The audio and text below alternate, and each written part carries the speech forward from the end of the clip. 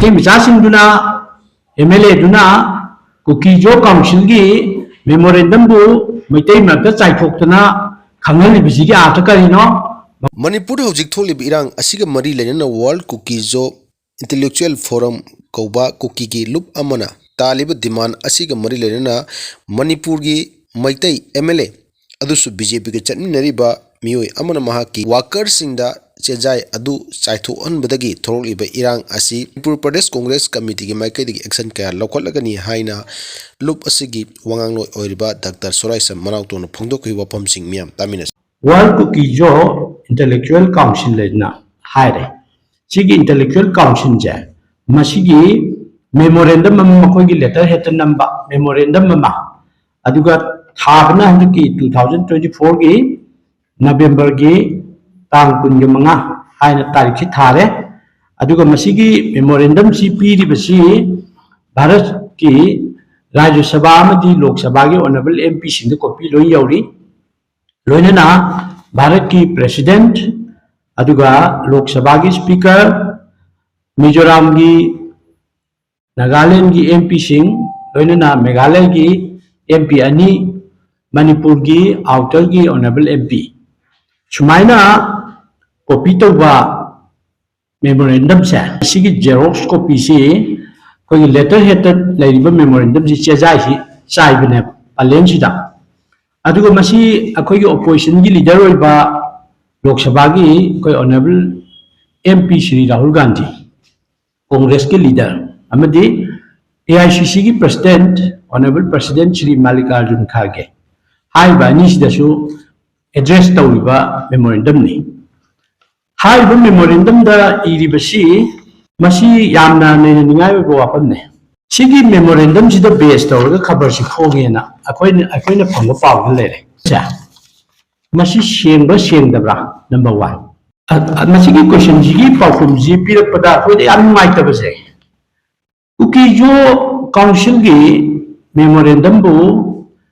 Kuki ni sai dadana Maitai Misana sai si palenda sigi ata ji karino number 1 Habdi Kuki gi letter hechi memorandum ji chumel lo si ko chumel lo ga di Maitai Misana Kuki gi chejai sai si karino adu su tawriba lan lepasi na Kuki ni Maitai da pil taw por ga di Maitai ni sai du yai chidi lan lepoi ko separate administration PW yaroi koi Puducherry type union territory PW yaroi habidugi wafam si Maitai Misana sai si karino to si koi telephonic message ma koi office ki Congress office ki reporter leibda hojiki lengak siga nakna chatminariba palen jagagi anappa honorable MLA magi mingji chenare magi worker na chahin bani haidana workers ni miya mangda lale da mayam da hajare amasung MLA se athu bamatamda hojiki hai praja miyam jina semiba club ki kari tuan ma CSO miyam ga punba committee sta MLA si laga lale hajar gani haibagi paulai adu akoi madugi nimitu gi ngai batari maramadu August ki tang 13 dagi September ani phau nung yanari si kari separate administration or Puducherry type da union territory pimdi yanagi bdo adugi matungina parliament da bill ji puthopiro masida koi Congress ki side da koi gi Shri Rahul Gandhi amadi Mallikarjun Kharge moi ani si leader ni na amana Lok Sabha gi ni amana Rajya Sabha gi ni ana bill ji puthop da moi meeting pang biu wena de to pot na adu masigi posi government India means BJP na littor basigumba sarkar ji yana bani na poti leire makoi gi haiba kano sigi memorandum de make seng pale second perada adu ko somdana Manipur news na Congress ka yana gi bugi matungina Rahul Gandhi amadi Kharge ji na haiba kano si bill ji pukhatpiro haibane pawu ona taina phonga pa hai tare ne adu atopa khoi pawu gi kano da khoi themne jate ba MP sing ji loi la la for example akoi Meghalaya gi oiriba MP ga se boram ta ka gi dro ngak tane ba ji ka gi sing ji di sim ta na te ba adigi Mizoram ka hai se amata na te ha adigi iriba manungi akoi gi ꯂꯩꯔꯤꯕ ꯋꯥꯍꯩ ꯋꯥꯇꯥꯒꯤ ꯑꯩꯈꯣꯏꯒꯤ ꯀꯩꯅꯣ composition ꯑꯗꯒꯤ copy ꯇꯨꯒꯤ style ꯆꯠꯅꯔꯤꯕ ꯃꯌꯥꯝꯒꯤ ꯅꯤꯇꯤ ꯅꯤꯌꯣꯝꯗꯣ ꯂꯣꯏ ꯀꯥꯏ ꯍꯣꯏ ꯀꯨꯀꯤ ꯖꯥꯅ ꯁꯤꯒꯨꯝꯕ ꯀꯨꯀꯤꯒꯤ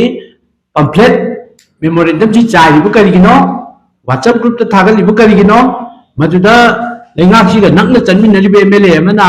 ꯁꯄꯣꯔꯠ ꯇꯧꯗꯅ ꯃꯥꯒꯤ ꯋꯥꯀꯔ ꯊꯥꯗꯣꯛꯑꯒ ꯁꯤ ꯇꯧꯔꯤꯁꯤ ꯀꯔꯤꯒꯤꯅꯣ ꯑꯩꯈꯣꯏꯒꯤ ꯀꯣꯡꯒ꯭ꯔꯦꯁ ꯄꯥꯔꯇꯤꯗꯒꯤ ꯍꯪꯉꯤꯕ ꯀꯣꯏꯁꯟꯁꯦ ꯅ꯭ꯌꯨꯁꯀꯤ ꯀꯥꯡꯕꯨꯅ ꯁꯤꯒꯨꯝꯕ ꯂꯩꯕꯥꯛ ꯑꯃꯒꯤ ꯁꯤꯃꯅꯥ ꯁꯦꯝꯗꯣꯛꯀꯗꯧꯕ ꯔꯤꯑꯣꯔꯒꯅꯥꯏꯖꯦꯁꯟ ꯇꯧꯔꯛꯀꯗꯧꯕ ꯃꯈꯣꯏꯁꯤ ꯑꯩꯈꯣꯏꯒꯤ ꯔꯤꯑꯣꯔꯒꯅꯥꯏꯖꯦꯁꯟ ꯇꯧꯔꯒ ꯂꯝꯁꯤ ꯇꯣꯉꯥꯟꯕ ꯄꯤꯌꯨ ꯍꯥꯏꯔꯤꯕꯅꯤꯅ ꯁꯤꯒꯨꯝꯕ ꯕꯤꯜꯁꯤꯕꯨ ꯀꯣꯟꯁꯇꯤꯇ꯭ꯌꯨꯁꯟ ꯈꯪꯕ ꯀꯥꯡꯕꯨꯅ ꯁꯪꯕꯤꯙꯥꯟ ꯅꯩꯅꯕ ꯀꯥꯡꯕꯨꯅ ꯁꯤꯕꯨ ꯑꯣꯄꯣꯖꯤꯁꯟꯗ ꯇꯧꯗꯧ ꯊꯕꯛꯂꯥ ꯁꯤꯗꯤ ꯔꯨꯂꯤꯡꯗ ꯂꯩꯕ ꯄꯥꯔꯇꯤꯅ ꯃꯔꯨꯑꯣꯏꯅ NDAꯅ BJPꯅ ꯇꯧꯒꯗꯕꯅꯤ ꯑꯩꯈꯣꯏꯒꯤ ꯑꯣꯄꯣꯖꯤꯁꯟꯅ ꯁꯤꯒꯤ ꯕꯤꯜꯁꯤ ꯄꯨꯊꯣꯛ ꯄꯥꯁ ꯇꯧ ꯉꯝꯕ ꯅꯠꯇꯦ ꯍꯥꯏꯕ ꯇꯧꯕꯁꯤ ꯂꯩꯕꯥꯛ ꯃꯤꯌꯥꯝꯁꯤ ꯌꯥꯝꯅ ꯄꯪꯕ ꯑꯣꯏꯅ ꯈꯟꯕ꯭ꯔꯥ ꯕꯤꯜ ꯄꯨꯊꯣꯛꯄꯗ ꯑꯣꯄꯣꯖꯤꯁꯟꯒꯤ ꯀꯩꯅꯣ ꯂꯩꯇꯦ ꯃꯁꯤꯒꯤ ꯕꯤꯜ ꯄꯥꯁ ꯇꯧꯕ ꯇꯧꯗꯕ ꯃꯗꯨꯒꯤ ꯒꯚꯔꯟꯃꯦꯟꯠꯒꯤ ꯗꯥꯏꯇꯅꯤ ꯀꯣꯟꯁꯇꯤꯇ꯭ꯌꯨꯁꯟꯒꯤ ꯃꯇꯨꯡ ꯏꯟꯅ ꯑꯩꯈꯣꯏꯒꯤ ꯂꯩꯔꯤꯕ ꯏꯁꯨ ꯃꯌꯥꯝꯁꯦ ꯗꯥꯏꯚꯔꯠ ꯇꯧꯅꯕ ꯂꯩꯉꯥꯛꯀꯤ ꯑꯁꯣꯟꯕ ꯒꯣꯚꯔꯟꯃꯦꯟꯠ ꯑꯣꯐ ꯏꯟꯗꯤꯌꯥꯒꯤ ꯃꯔꯤ ꯂꯩꯅꯕ ꯍꯣꯝ ꯗꯤꯄꯥꯔꯠꯃꯦꯟꯠꯒꯤ ꯑꯁꯣꯟꯕ ꯃꯌꯥꯝꯅ ꯉꯥꯡꯅꯔꯤꯕ ꯃꯌꯥꯝꯁꯦ ꯗꯥꯏꯚꯔꯠ ꯇꯧꯅꯕꯒꯤꯗꯃꯛꯇ ꯀꯣꯡꯒ꯭ꯔꯦꯁꯄꯨ ꯃꯌꯥꯝꯅ ꯂꯥꯟ ꯎꯅꯕꯒꯤꯗꯃꯛꯇ ꯃꯩ ꯍꯩꯖꯤꯟꯕ ꯃꯥꯟꯕ ꯄꯣꯠ ꯑꯃ ꯌꯥꯎꯔꯤ ꯍꯥꯏꯕ ꯑꯗꯣ ꯃꯁꯤ ꯃꯅꯤꯄꯨꯔꯒꯤ ꯍꯧꯖꯤꯛ ꯍꯧꯖꯤꯛꯀꯤ ꯑꯣꯏꯔꯤꯕ ꯐꯤꯕꯝꯁꯤꯗ ꯁꯨꯃꯥꯏꯅ ꯑꯩꯈꯣꯏꯒꯤ ꯕ꯭ꯂꯦꯝ ꯒꯦꯝ ꯇꯧꯕꯒꯤ ꯃꯇꯝ ꯅꯠꯇꯦ ꯍꯧꯖꯤꯛ ꯑꯁꯤꯒꯨꯝꯕ ꯑꯔꯥꯟꯕ ꯃꯌꯥꯝ ꯑꯃ ꯁꯟꯗꯣꯛꯑꯒ ꯃꯤꯍꯥꯠ ꯃꯤꯄꯨꯟ ꯍꯦꯟꯒꯠꯅꯕ ꯑꯩꯈꯣꯏ ꯃꯁꯦꯟ ꯃꯔꯛꯇ ꯅꯨꯡꯁꯤꯅꯗꯅꯕ ꯑꯩꯈꯣꯏꯒꯤ ꯏ ꯃꯔꯤꯗ ꯀꯥꯏꯔꯛꯅꯕꯒꯤ ꯁꯤꯒꯨꯝꯕ ꯁꯤꯡ ꯌꯥꯡꯁꯤꯟꯕꯒꯤ ꯊꯕꯛꯁꯦ ꯐꯠꯇꯦ ꯃꯥꯒꯤ ꯈꯣꯡꯊꯥꯡꯁꯦ ꯊꯥꯡꯉꯒ ꯏꯔꯥꯡꯁꯤ ꯂꯣꯏꯁꯤꯟꯅꯕ ꯍꯣꯠꯅꯒꯗꯕꯅꯤ ꯑꯗꯨ ꯅꯠꯇꯗꯅ ꯑꯩꯈꯣꯏꯒꯤ ꯀꯣꯡꯒ꯭ꯔꯦꯁꯁꯦ ꯁꯨꯝ ꯕ꯭ꯂꯦꯝ ꯇꯧꯔꯒ ꯂꯩꯉꯥꯛꯁꯦ ꯃꯈꯥ ꯆꯠꯊꯅꯤ ꯑꯗꯨꯒ ꯃꯤꯌꯥꯝꯒꯤ ꯃꯥꯏꯟꯁꯦ ꯗꯤꯁꯇ꯭ꯔꯦꯛ ꯇꯧꯔꯒ ꯀꯣꯡꯒ꯭ꯔꯦꯁꯄꯨ ꯂꯥꯟꯅ ꯎꯍꯟꯅꯕꯒꯤ ꯄꯣꯠꯇ ꯂꯥꯛꯄꯗꯣ ꯑꯐꯕ ꯐꯣꯟ ꯐꯪꯉꯣꯏ